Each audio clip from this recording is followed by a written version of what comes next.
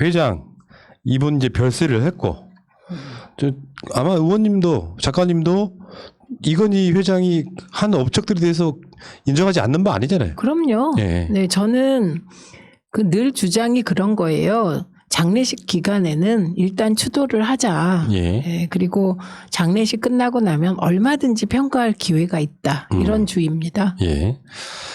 자, 근데 이제 국민의힘에서 상속세를 완화해야 된다는 목소리가 나왔습니다.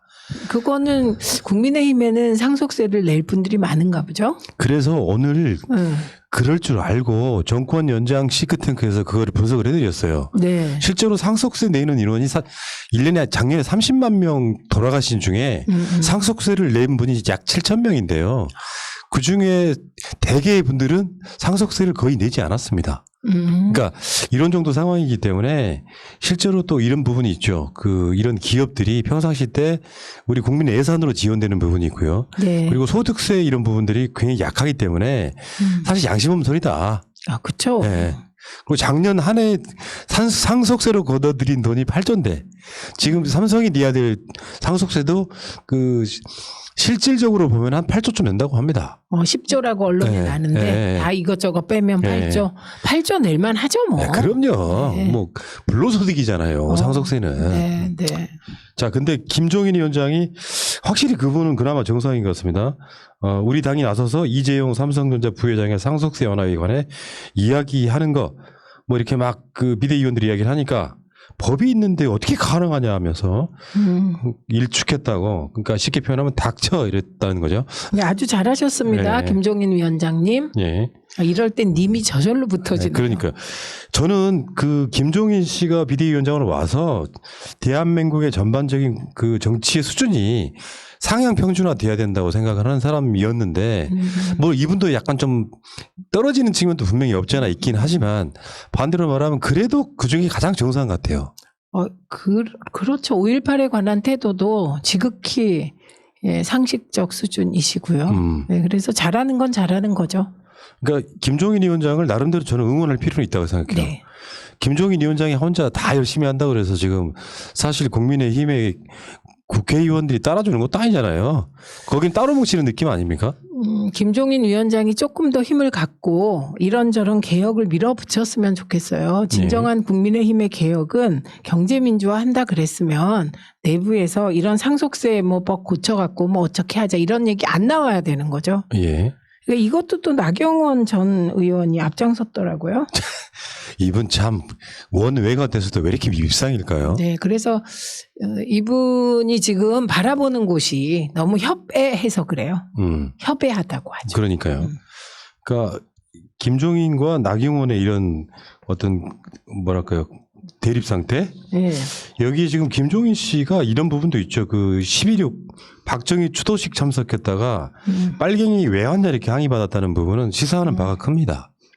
그러니까 여전히 지금 국힘이 가지고 있는 문제는 서울시장 후보가 없다, 대권 후보가 마땅치 않다, 김종인 위원장이 권력투쟁에서 밀린다 이런 게 아니고요. 지향과 가치가 불분명해서 여전히 보수의 가치는 박정희인 거예요. 그런데 지난 총선에서 사실 박정희 가문이 몰락했다고 봐야 되거든요. 예, 심판했죠. 예, 그런데도 계속 능동적이며 적극적으로 지지하는 그룹이 박정희의 가치에 동의하는 사람들이기 때문에 이게 이제 보수 쪽에서 닥치고 있는 가장 큰 문제죠. 극복하기가 맞습니다. 쉽지 않죠. 그러니까 소위 착근 뿌리를 못 내리고 조금 겉돌다가 내부적인 반발 때문에 임기를 못 채우고 그냥 중간에 그만둘 수도 있는 상태. 그렇죠. 그렇게 보여요. 불안한 거죠. 그러니까 사실 김종인 위원장한테 이 사람들이 당을 혁신시켜 주세요 환영을 하는 게 좀 맞다고 생각하거든요. 그렇죠. 이게 안 되는 상태면 기분이 좀 나빠지고 주호영은 항의를 안 받고 김종인은 항의를 받는 상태. 그러니까 지지 기반이 없는 정치인은 그리고 원외 대표는 이렇게 서러운 거예요. 원래 그래요. 그리고 또 김종인 위원장이 김택진 NC 대표 사장을 만났거든요. NC소프트. 근데 언론들 웃긴 게 금태섭이 민주당 탈당하면 서울시장 후보 뭐 김택진 만나면은 서울시장 후보 이런 식의 이야기를 하고 있어요. 그게 국힘이 후보가 없으니까 그래요. 인물난에 시달리는 현주소. 그래서 언론이 국힘 후보를 찾아주고 있는 겁니다, 지금. 지금 우리 작가님께서 민주당만 아니면은 저쪽 후보로 내보고 싶다. 저요? 너무 충격적인 발언이어서. 아니 불쌍해서 그래. 제가요? 아니요. 저쪽이? 그럼 제가 가면 그거는 국힘이 아니고 그럼 제가 갈까요? 친노당인데. 그러면 친노가 다 접수하는 건데. 네. 네. 웃겨서 그런 게 실제로 부산시장이나 서울시장은 우리 쪽의 원인으로 이루어지는 건데 네. 이게 점점 희석되면서 부산시장, 서울시장을 다 가져올 수 있지 않을까라는 조심스러운 전망도 있어요. 인물이 없다는 거지. 우선 김택진 대표는 이런 지하에 거절하다군요. 그냥 딱 잘라서 거절하니까 그게 그 지난 목요일에 있었던 윤석열 총장이 막 오버랩 되더라고요. 그 일개 회사의 대표도 나는 경제인이다. 기업가다. 그리고 딱 끊어버리는데 지금 현직 검찰총장은 어땠지? 이런 생각이 자연스럽게 연상되더라고요. 그러니까 그 설레발치는 언론이 문제죠. 사실은. 그렇죠. 네. 누구를 만났다고 하면 민주당 탈당했다고 하면 서울시장 후보 이게 도대체 서울시를 어떻게 보는 거예요? 정말 천박한 도시를 만들어야 됩니까? 이거야말로 천박한 정치죠. 네. 네. 그리고 금태섭 후보가 국힘의 서울시장 후보 되면 그건 정말 민주당 입장에서는 금라땡이죠. 예. 금태섭 나오면 땡큐. 네. 대선에 윤석열 나오면 땡큐. 네, 그렇게 되는 거죠. 아니 그럼요. 네. 말도 안 되는 소리죠. 네. 차라리요. 수년간 수업된 제가 더 낫습니다. 진짜로. 서울시장에. 제가 더 낫지. 그렇죠. 계속 수업이 돼 있는데. 그렇죠. 최소한 개념은 있잖아요. 네네네. 저는 동의합니다. 100% 그 부분은. 아이고 기분 좋아라. 참네. 자, 뭐 어쨌든 간에 김종인 위원장의 뭐 이러저런 이야기들이 이런 이제 롤러코스터를 타는 것 한쪽에서 쫓겨나기도 하고 어쩔 때는 우리들 생각이랑 맞는 이야기를 해주기도 하고 네. 그러면서 평균치는 그래도 국민의 지임에서는 가장 나은 사람이다. 네. 전 그렇게 봐요. 그래서 그분이 그 당에서 쫓겨날 때쯤이면 그 당은 혁신 못하고 결국은 점점점 쪼그라드는 형태로 제가 최근에 나름대로 이렇게 연구를 해보니까 다음 총선이 더 기대가 되더라고요. 이대로 간다면. 그러네요. 네. 네. 다음 총선에서는 진짜 한 50석 이하로 쪼그라들 수 있지 않을까. 맞습니다. 그런 정도의 제 느낌이 있어요. 그러니까 막 대선, 지선, 총선 대패를 하고도 반성 없는 상태로 그 모습 그대로 가지 않습니까 지금? 반성 하나도 없어요. 네. 그냥 문재인 정부 흔들기이고요. 국감도 보니까 그 인재풀이 비교가 안 되더라고요. 네. 그러면서 서울시장이나 부산시장은 꼭 이겨야 되겠다라고 하는 그 말도 안 되는 마인드. 그러다가 만약에 말이에요. 이쪽 기대치를 막 올려놓잖아요. 근데 졌어. 그러면 한없이 쪼그라들 거예요. 아마. 무너지죠. 네. 그러면 그게 이제 대선과 또 같이 있는 지선으로 이어지고 이게 다음 총선에 가면은 정말 TK 자민련으로 추락할 가능성도 저는 있다고 봅니다.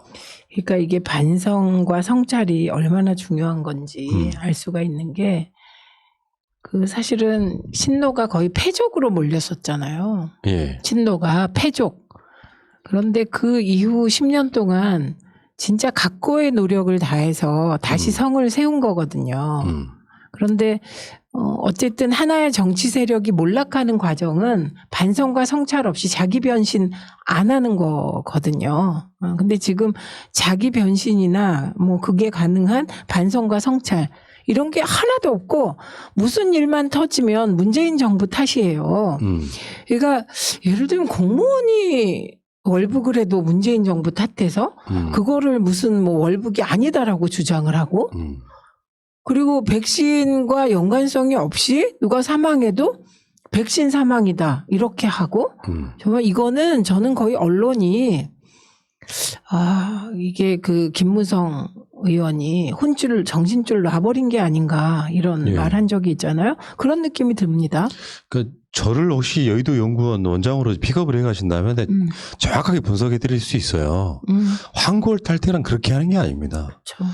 설사 민주당이나 문재인 정부가 뭘 못한다 치더라도 제가 최근에 했던 이야기인데 많은 분들이 무릎을 치시더라고. 서로 지금 현 상태에서는 민주당과 크게 다를 거 없는 메시지를 내줘야 돼요. 계속해서. 야, 저 사람들 여기서도 반박 메시지가 안 나오네 할 정도로 민주당과 동화돼야 돼요. 그래서 지지층을 장식해야죠. 맞습니다.